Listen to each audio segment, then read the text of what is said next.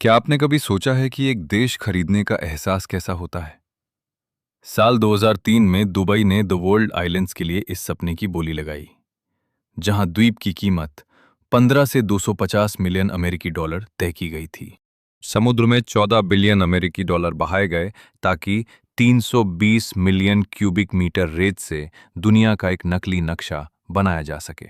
लेकिन आज रईसों की जन्नत बनने के बजाय ये जगह इंसान के उस घमंड का प्रतीक बन चुकी है जिसे हकीकत ने धूल चटा दी। विवादास्पद कफाला सिस्टम के तहत प्रवासी मजदूरों के खून पसीने से बने इन द्वीपों की नाकामी क्या सिर्फ एक तकनीकी गड़बड़ी है या फिर एक गंभीर नैतिक अपराध भी? आइए मिलकर दुबई के इस सफेद हाथी की असलियत खंगालते हैं। विशेषाधिकारों की कोख से जन्मा ये प्रोजेक्ट आज समंदर में लालच की किसी ममी की तरह अकेला पड़ा है।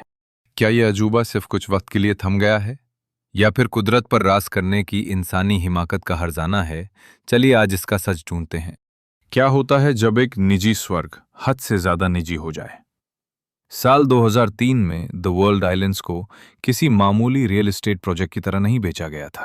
ये दुनिया के रईसों के साथ पीछे के दरवाजे की डील थी। दुबई सिर्फ द्वीप नहीं बना रहा था, बल्कि एक भू राजनीतिक चोर दरवाजा तैयार कर रहा था। एक ऐसी जगह जहां 15 से 250 मिलियन अमेरिकी डॉलर का चेक देकर आप अपना खुद का देश खरीद सकते थे। इंग्लैंड, फ्रांस या अमेरिका, सब कुछ रेत के एक कृत्रिम टुकड़े पर सिमट सकता था। इसका असली मकसद था पूर्ण अलगाव। दुनिया के सबसे अमीर लोगों के लिए एक ऐसा रास्ता जहां वे आम समाज के नियमों, पाबंदियों और जिम्मेदारियों से पूरी तरह आजाद हो सकें। उन्हें लगा कि पैसा ऐसे अभेद्य किले बना सकता है जो उन्हें दुनिया की उथल-पुथल और सरकारों के नियंत्रण से हमेशा के लिए दूर कर देंगे। पर शायद वे ये नहीं समझ पाए कि जाल इसी अलगाव में छिपा था। बुनियादी ढांचे से महरूम ये द्वीप आज दुनिया से पूरी तरह कटे हुए हैं। समंदर के बीचों बीच साफ पानी का एक घूंट या बिजली की एक चिंगारी चाहिए, तो इसके लिए आपको मुख्य भूमि से इसे भारी कीमत पर खरीदना होगा। ये सपनों की जन्नत असल में एक सोने का पिंजरा है जहां हर सुख सुविधा लाचार हो जाती है। और फिर हकीकत ने अपना फैसला सुनाना शुरू कर दिया। 20 से ज्यादा साल बीतने के बाद भी यहां 99% देश सिर्फ बंजर रेत के ढेर हैं, जहां न इंसान है न जिंदगी। नासा ने भी पुष्टि की है कि ये द्वीप हर दिन डूब रहे हैं। समुद्र में बहाए गए 14 बिलियन अमेरिकी डॉलर और 320 मिलियन क्यूबिक मीटर रेत, ऐसा लगता है जैसे ये सब चंद रईसों के कुछ पलों के तमाशे के लिए था। और अब वे समंदर में इस तरह विलीन हो रहे हैं जैसे कभी थे ही नहीं। जो अरबपति खुद को ब्रिटेन या अमेरिका का मालिक समझते थे, आज वे बेबस होकर अपनी दौलत को लहरों में बहते देख रहे हैं। अमीरों ने आज़ादी की चाह में द्वीप खरीदे, लेकिन अंत में उन्हें समझ आया कि उन्होंने सिर्फ एक टिकट खरीदा है, वो फर्स्ट क्लास टिकट, जिससे वे अपनी ही दौलत को लहरों की भेंट चढ़ते देख सकें। पैसा नक्शे पर जगह तो खरीद सकता है, लेकिन शायद ये इतिहास में पहचान या प्रकृति की निरंतरता नहीं खरीद सकता। द वर्ल्ड आइलैंड्स कोई तकनीकी नाकामी नहीं है, बल्कि उस सोच का दिवालियापन है जो पैसे को सर्वशक्तिमान मानती थी। इन द्वीपों को डूबते देख हमें एक राहत सी क्यों मिलती है क्या? इसलिए कि हम जानते हैं कि गैर जिम्मेदार दौलत कभी टिकने के काबिल नहीं होती। अगर आपको भी लगता है कि कोई भी चेक कर्मों के हिसाब से छूट नहीं दिला सकता, तो हमारे साथ इस जांच में बने रहने के लिए सब्सक्राइब जरूर करें, क्योंकि इस घमंड को अभी सिर्फ पहली सजा मिली है। असली तूफान साल 2008 में आया, जो कागजी आंकड़ों को उड़ा ले गया और पीछे छोड़ गया एक कड़वी, झकझोर देने वाली हकीकत। सितंबर 2008 जब वॉल स्ट्रीट पर लेमन ब्रदर्स धराशायी हुआ, तो ये दुनिया के दूसरे कोने से आई महज एक वित्तीय खबर नहीं थी। दुबई के लिए वो एक ऐसा पल था जब हकीकत ने उसके दरवाजे पर दस्तक देकर पुराने बही खातों का हिसाब मांग लिया। उधार की उम्मीदों और झूठे भरोसे पर खड़ा द वर्ल्ड आइलैंड्स अचानक एक गहरे कोमा में चला गया, जैसे उसे उम्र कैद की सजा मिल गई हो। रातों रात वे विशालकाय मशीनें जो दुनिया का नक्शा बदलने के लिए 24 घंटे गरजती थीं, शांत हो गईं। 300 अधूरे द्वीप रेगिस्तान की तपती धूप में ऐसे लावारिस पड़ गए जैसे कोई टूटा हुआ अधूरा सपना बिखरा हो। जरा सोचिए, कल तक जिन लोगों के हाथ में समंदर के सीने पर बसे ब्रिटेन या फ्रांस के मालिकाना हक के दस्तावेज थे, अगली सुबह उनकी आंख खुली तो उन्हें पता चला कि वे सिर्फ लावारिस रेत के ढेर के मालिक बनकर रह गए। मिलियन डॉलर का निवेश अचानक एक ऐसे कर्ज में बदल गया जिसे चुकाना नामुमकिन था, क्योंकि इस प्रोजेक्ट को बनाने वाला नखील ग्रुप खुद 26 बिलियन अमेरिकी डॉलर के कर्ज के साथ दिवालिया होने की कगार पर था। जाहिर है हम सब इस अनलिखे नियम को बखूबी समझते हैं कि पैसा कभी भी दुनिया के अटल नियमों से ऊपर नहीं हो सकता। जब स्क्रीन पर दिखते आंकड़े गायब हो जाते हैं तब बचती है सिर्फ रेत, समंदर का नमक और एक कड़वा सच कि आप रद्दी चेक की बुनियाद पर कभी कोई जन्नत खड़ी नहीं कर सकते। ऐसा लगता है कि यह झटका सिर्फ इन बेजान द्वीपों को नहीं बल्कि इंसान के आसमान छूते घमंड को भी लगा है। 4 बिलियन डॉलर का यह प्रोजेक्ट आज अधर में लटका है, न जिंदा न मुर्दा। ये गवाह है कि जो चीजें भ्रम की बुनियाद पर जल्दबाजी में खड़ी की जाती हैं वे कर्ज के बोझ तले उतनी ही तेजी से ढह भी जाती हैं। बाजार की तेजी में हम हमेशा झूठे वादों पर यकीन क्यों कर लेते हैं और बुलबुला फूटने पर हैरान रह जाते हैं? क्या इस चकाचौंध पर हमारा भरोसा भी रेत पर बना कोई महल था? क्योंकि जब जहाज डूबने लगता है तो सबसे पहले पानी में कूदने वाले वही लोग होते हैं जो आखिरी दम तक साथ निभाने का वादा करते थे। फाइनेंस की दुनिया की एक पुरानी कहावत है, पैसे का ना तो कोई पासपोर्ट होता है और ना ही दिल। अगर इस धोखे का जीता जागता सबूत देखना है तो बस दुबई एयरपोर्ट की पार्किंग पर नजर डालिए। रेगिस्तान की धूल में लिपटी फेरारी और रोल्स रॉयस गाड़ियां, जिनकी चाबियां आज भी इग्निशन में ही छूटी हुई हैं। ये कोई भूल नहीं बल्कि भाग खड़े होने का निशान है। जब जन्नत दरकने लगती है तो सबसे पहले रईस लोग ही मैदान छोड़कर भागते हैं। वे शहर के साथ इस मुश्किल वक्त में खड़े नहीं रहे। उन्होंने अपने महंगे खिलौनों को यूं ही लावारिस छोड़ा और उड़ गए। क्यों? क्योंकि दुबई पैसे से बना था, वफादारी से नहीं। याद रहे कि यहां की 90% आबादी विदेशी है। एक ऐसा शहर जहां अपने हितों पर आंच आते ही कोई भी 48 घंटों में बैग समेटकर गायब हो सकता है। क्या इसे कोई समाज कहा जा सकता है? द वर्ल्ड आइलैंड्स कभी भी उन अमीर लोगों का घर नहीं रहा। यह सिर्फ एक वित्तीय हथियार था, टैक्स बचाने का जरिया या फिर दिखावे का एक महंगा खिलौना। जो लोग कानून से ऊपर रहने के लिए खुद का देश खरीदना चाहते थे वही अस्थिरता से सबसे ज्यादा डरते हैं। जब प्रोजेक्ट ठप हुए तो इन देश के मालिकों ने उन्हें बचाने की कोई कोशिश नहीं की। वे अपना नुकसान काट कर निकल गए, प्रोजेक्ट से नाम हटाया और उन रेत के ढेरों को लहरों के हवाले कर दिया। सच तो यह है कि पैसे का अपना कोई ईमान नहीं होता। ये तभी आता है जब चमक दमक हो और खतरे की जरा सी भनक लगते ही भाग खड़ा होता है। वर्ल्ड आइलैंड्स आज दुनिया का सबसे बड़ा भूतिया द्वीप बन चुका है। रेत की कमी से नहीं बल्कि भरोसे की कमी से, जो कहीं ज्यादा जरूरी है। शायद दौलत से आलीशान मीनारें तो खरीदी जा सकती हैं, लेकिन जड़ें कभी नहीं। बिना इतिहास और बिना इंसानी जुड़ाव का कोई भी शहर हमेशा सिर्फ एक लग्जरी होटल बनकर रह जाता है। ऐसी जगह जहां लोग सिर्फ मजा लेने आते हैं और सर्विस खराब होते ही छोड़कर चले जाते हैं। एक ऐसी जगह जहां हर किसी की जेब में वहां से भागने का रास्ता तैयार है।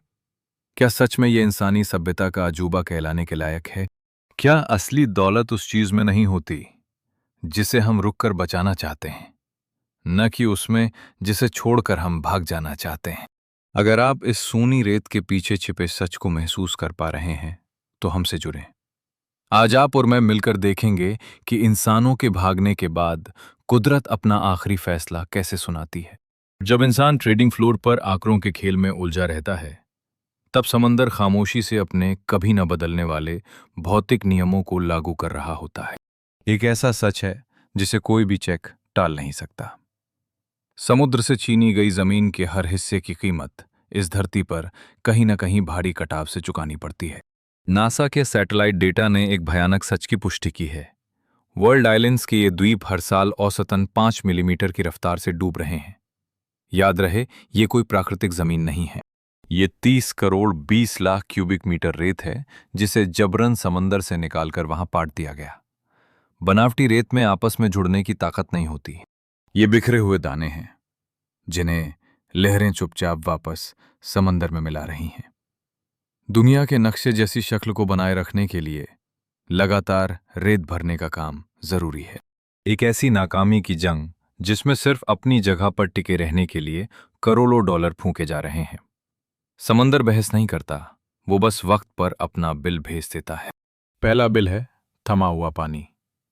बेहद अमीर लोगों की निजता को बचाने के लिए जो विशाल दीवारें बनाई गईं, उन्होंने अनजाने में समंदर के प्राकृतिक बहाव को ही रोक दिया। नतीजतन पानी सड़ने लगा, उससे बदबू आने लगी और वहां का पूरा कोरल इकोसिस्टम तबाह हो गया। जिसे कभी ठंडी और हरी भरी जन्नत बनाने का वादा किया गया था, वो आज सड़े हुए पानी का तालाब है। अगला बिल है जलवायु परिवर्तन के खिलाफ की जा रही कोशिशों का मजाक। हार्ट ऑफ यूरोप में जो गिने चुने प्रोजेक्ट्स में से एक है और आखिरी सांसें ले रहा है, वहां रेगिस्तान की 50 डिग्री की झुलसती गर्मी के बीच बर्फबारी और बारिश कराने की कोशिश की जा रही है।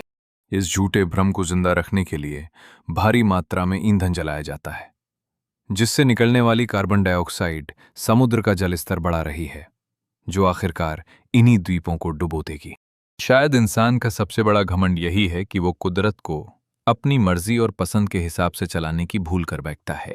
लेकिन प्रकृति कोई ठेकेदार नहीं, वो एक साहूकार है, और जब इंसान उसे पैसे से नहीं चुका पाता, तो वो मिट्टी के कटाव कंक्रीट को चाटती, खारे पानी की लहरों और ढहते ढांचों से अपना हिसाब वसूलती है। वर्ल्ड आइलैंड्स का समुद्र में धंसना महज कोई तकनीकी खराबी या हादसा नहीं है। यह धरती का उस विनाशकारी प्रोजेक्ट के साथ तालमेल बिठाने का अपना तरीका है, जिसने कुदरत के नियमों की जानबूझकर अनदेखी की थी। समंदर के बिल में हमेशा ब्याज जुड़कर आता है, और दुबई अब समझ रहा है कि समंदर के बीचों बीच एक छलावे को बनाए रखना उसे नए सिरे से बनाने से भी कहीं ज्यादा महंगा सौदा है। तकनीक के दम पर हम कब तक कुदरत पर हावी हो पाएंगे, इससे पहले कि वो हमें निगल जाए? क्या भौतिकी के नियमों के खिलाफ जाने की हर कोशिश आखिरकार एक बेहद महंगी नाकामी ही साबित होती है? क्योंकि जब ये द्वीप धीरे धीरे डूब जाएंगे और लोग भाग खड़े होंगे, तब पानी की सतह पर जो बचेगा वो सिर्फ इंसानी लालच की ममी बनकर रह जाएगा। अगर आप इंसानी गलतियों का कोई म्यूजियम देखना चाहते हैं तो सरकारी दफ्तरों में मत जाइए, बस इस वर्ल्ड आइलैंड्स के खंडहरों को देख लीजिए। आज 4 अरब डॉलर का ये प्रोजेक्ट विशाल समंदर के बीच पड़े एक ऐसे कंकाल जैसा दिखता है जिसका नाम कभी महत्वाकांक्षा हुआ करता था। कई लोग इन्हें मम्मी कहते हैं क्योंकि ये पूरी तरह खत्म नहीं हुए हैं, लेकिन अब इनमें कोई जान भी नहीं बची है। जरा उन आधे अधूरे विला की कल्पना कीजिए जिनकी पपड़ी उतर रही है और जहां ईंट पत्थरों पर काई और समुद्री नमक जमने लगा है।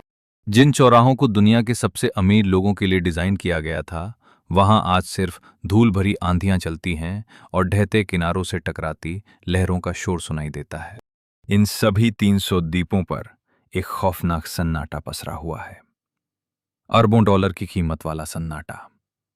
ये कोई ऐसा कंस्ट्रक्शन प्रोजेक्ट नहीं है जिसमें सिर्फ देरी हो रही हो, ये हमारे आज का एक स्मारक है। हर एक सूना द्वीप और कंक्रीट का खाली ढांचा उस दौर की कब्र का पत्थर है जब इंसान को वहम था कि उसका घमंड दुनिया का नक्शा बदल सकता है। इटालियन मार्बल से लेकर सोने की परत चले इंटीरियर तक, दुनिया की सबसे कीमती चीजें अब धूप और हवा में सड़ने के लिए छोड़ दी गई हैं। ये इस ग्रह का सबसे महंगा कचरा बन चुकी हैं। शायद यही कुदरत के खारिज करने के नियम का अंतिम फैसला है। जब कोई चीज बिना आत्मा, बिना इतिहास और समाज के लिए बिना किसी काम के वजूद में आती है, तो वक्त उसे जल्द ही दफन कर देता है। वर्ल्ड आइलैंड्स इस बात का सबसे बड़ा सबूत है कि पैसा ढांचा तो खड़ा कर सकता है, लेकिन अमरता नहीं खरीद सकता। भविष्य का वो आलीशान शहर 2 दशकों से भी कम समय में हमारे आज का खंडहर बनकर रह गया है। ये खंडहर समंदर के बीचों बीच खड़े रहकर हर उस शख्स को चेतावनी देते रहेंगे जो ये सोचता है कि वो बाहरी तड़क भड़क से अंदर के खोखलेपन को छिपा सकता है। इन करोड़ों डॉलर के खंडहरों को देखकर क्या आपको उस बेहिसाब बर्बादी पर तरस आता है, या फिर आप इसे कुदरत का एक सही और न्यायसंगत फैसला मानते हैं? जब भीतर सिर्फ खालीपन हो तो सोने की परत चढ़े उस बाहरी खोल का क्या मतलब? अगर आप इस तड़क भड़क के पीछे का कड़वा सच देखना चाहते हैं तो हमसे जरूर जुड़ें, क्योंकि सोने से मड़े इन खंडरों के नीचे एक ऐसा दर्दनाक नैतिक सच छिपा है जिसकी भरपाई दुनिया की कोई भी दौलत नहीं कर सकती। विज्ञापनों की झूठी चमक धुंधली होने के बाद और इस आर्थिक बुलबुले के फूटने के साथ 14 अरब डॉलर हवा में उड़ जाने के बाद जो बचता है, वो सिर्फ इंसानियत पर खड़ा एक बड़ा सवाल है। जरा सोचिए, ये द्वीप सिर्फ 30 करोड़ 20 लाख क्यूबिक मीटर रेत से नहीं बने हैं। इन्हें बनाने में एक बहुत ही कीमती और दर्दनाक चीज का इस्तेमाल किया गया है, नाइंसाफी। रेत की इस धंसती परत के नीचे गहराई से देखिए। हार्ट ऑफ यूरोप या रेगिस्तान के इस स्विट्जरलैंड की तड़क भड़क के पीछे कफाला मजदूर प्रथा का काला साया छिपा है। ये एक ऐसा भयानक सच है जिसे यहां द्वीप खरीदने वाले अमीर लोग देखना ही नहीं चाहते और इससे अपना मुंह फेर लेते हैं। दक्षिण एशिया के हजारों प्रवासी मजदूर बेहतर जिंदगी का सपना लेकर यहां आए थे, लेकिन उन्हें क्या पता था कि वे एक ऐसे समझौते में फंस चुके हैं जिसे मानवाधिकार संगठन आधुनिक गुलामी कहते हैं। उन्होंने टैक्स चोरों के लिए ये जन्नत बनाने के लिए रेगिस्तान की झुलसा देने वाली 50 डिग्री की गर्मी में रोजाना 12-12 घंटे काम किया। और उसी समय इन द्वीपों के होने वाले मालिक वहां नकली बर्फबारी कराने के इंतजामों पर चर्चा कर रहे थे। जो लोग अपनी मेहनत का खून पसीना बहा रहे हैं वे अस्थायी तंबुओं में रहने को मजबूर हैं। उनके पासपोर्ट छीन लिए गए हैं और महीनों से वेतन बकाया है। जो लोग असल में इस दुनिया को बना रहे हैं वही बुनियादी इंसानी अधिकारों से महरूम हैं। क्या यह सच नहीं है कि शोषण और अंधी लालच पर खड़ा कोई भी प्रोजेक्ट देर सबेर वक्त के हाथों तबाह होने के लिए अभिशप्त होता है? ये हकीकत कि समंदर धीरे धीरे इन टापुओं को निगल रहा है और ये नकली रेत धीरे धीरे धूल में मिल रही है, जैसे कुदरत इस नैतिक दाग को धो रही हो। 14 अरब डॉलर से लाखों गरीबों की किस्मत बदली जा सकती थी, लेकिन इसे चंद अमीरों के घमंड को संतुष्ट करने के लिए समंदर में बहा दिया गया। दुबई चाहे जितनी ऊंची इमारतें या आलीशान टापू बना ले, लेकिन वर्ल्ड आइलैंड्स नाम के इस नैतिक धब्बे को मिटाना नामुमकिन होगा। यही सबसे बड़ा सबक है। सिर्फ खोखले आंकड़ों और दिखावे की विलासिता पर खड़ा साम्राज्य, जिसमें हमदर्दी और इंसाफ की कमी हो, उसका ढहना तय है। ये वीरान टापू हमेशा उन लोगों को चेतावनी देते रहेंगे जो सोचते हैं कि पैसे से ज़मीर की अदालत को खरीदा जा सकता है। इस कड़वे सच को देखने के बाद क्या आपको भी इस बर्बादी पर अफसोस हो रहा है, या फिर तसल्ली महसूस हो रही है कि कुदरत ने अपना इंसाफ कर दिया? क्या हमें सिर्फ इन पत्थरों की तारीफ करनी चाहिए? अगर वर्ल्ड आइलैंड्स कोई जिंदा वजूद होता तो वो आईसीयू में दम तोड़ता हुआ एक ऐसा मरीज होता जिसमें पूरे दुबई का डीएनए मौजूद है। इन 300 टापुओं के साथ जो हो रहा है वो कोई मामूली या इकलौती घटना नहीं है। ये तो पूरे दुबई के आने वाले कल का एक छोटा सा ट्रेलर है। सच तो यह है कि दुबई की बुनियाद कुदरती साधनों या किसी मजबूत उद्योग पर नहीं टिकी है। ये चमक दमक के उस भरोसे पर खड़ा हुआ था जिसमें वर्ल्ड आइलैंड्स की नाकामी ने पहली दरार डाल दी है। जब कोई शहर अपनी तकदीर अमीर खरीदारों और विदेशी पैसों पर दांव पर लगाता है तो वो एक बड़ा खतरा मोल लेता है। दुबई एक जगमगाता हुआ मंच तो है, लेकिन जब रोशनी बुझेगी और संगीत थमेगा, जैसा साल 2008 में वर्ल्ड आइलैंड्स के साथ हुआ था, तो दर्शक तुरंत भाग खड़े होंगे। सवाल ये नहीं कि दुबई के पास पैसा है या नहीं, सवाल ये है कि कुदरत और आर्थिक हकीकत के तगादा करने से पहले दुबई इस छलावे को कब तक बचा पाएगा। वर्ल्ड आइलैंड्स गवाही दे रहा है कि पुरानी गलतियों को छिपाने के लिए नया और बड़ा ढांचा खड़ा करने का यह विकास मॉडल चोर सिपाही का एक कभी न खत्म होने वाला खेल है। पाम जुमेरा भले ही आज आबाद दिख रहा हो, लेकिन उसे वर्ल्ड आइलैंड्स की तरह समंदर में डूबने से बचाने के लिए भारी भरकम रखरखाव की जरूरत पड़ती है। जब विदेशी पूंजी को कोई नया, सस्ता और सुरक्षित ठिकाना मिल जाएगा, तब दुबई के सामने एक कड़वी हकीकत होगी, एक ऐसा सोने का रेगिस्तान जो बिल्कुल वीरान होगा। बिना रूह और सामाजिक जुड़ाव के की होने वाली गगनचुंबी इमारतों का मुस्तकबिल कैसा होगा, ये इन 300 भूतिया टापुओं का सन्नाटा बयां कर रहा है। ये याद दिलाता है कि इस उथल पुथल भरी दुनिया में घमंड और काल्पनिक आंकड़ों पर बनी चीजें ही इतिहास के कूड़ेदान में सबसे पहले फेंकी जाती हैं। दुबई इंसानी हौसले की मिसाल हो सकता है, लेकिन वर्ल्ड आइलैंड्स एक खुली चेतावनी है। वक्त और न्याय के शाश्वत नियमों के सामने कोई घमंड नहीं टिकता। मुमकिन है कि दुबई का भविष्य किसी धमाके के साथ न ढहे, बल्कि वो धीरे धीरे रेत की तरह पानी में घुलकर खुद ही खत्म हो जाए। क्या दुबई खुद में सुधार लाएगा, या फिर हमारा और आपका ध्यान भटकाने के लिए ऐसे ही नए नए अजूबे गढ़ता रहेगा ताकि डूबते हुए खंडहर छिप सके? आपकी राय में ऐसा शहर आखिर कब तक टिक सकता है जो सिर्फ उन लोगों के लिए बसाया गया हो जो हमेशा जाने को तैयार बैठे हों? 2 दशकों के बाद भी दुबई का ये छोटा संसार समंदर में बिखरे कुछ निशानों जैसा ही है। 14 अरब डॉलर से रेत, पत्थर और झूठी वाहवाही तो मिल गई, मगर वो स्थायित्व नहीं खरीद पाई। वर्ल्ड आइलैंड सिर्फ एक नाकाम रियल एस्टेट प्रोजेक्ट नहीं है, बल्कि कुदरत के सामने इंसानी घमंड और पैसे के नशे का एक बहुत महंगा सबक है। जब इस तड़क भड़क की सुनहरी धूल छटेगी, तब सिर्फ और सिर्फ बेनकाब सच ही सामने बचेगा। बिना रूह का स्वर्ग देर सबेर वक्त की लहरों में बह ही जाएगा। इस तफ्तीश को खत्म करने से पहले मैं आपके सामने एक सवाल छोड़ना चाहता हूं।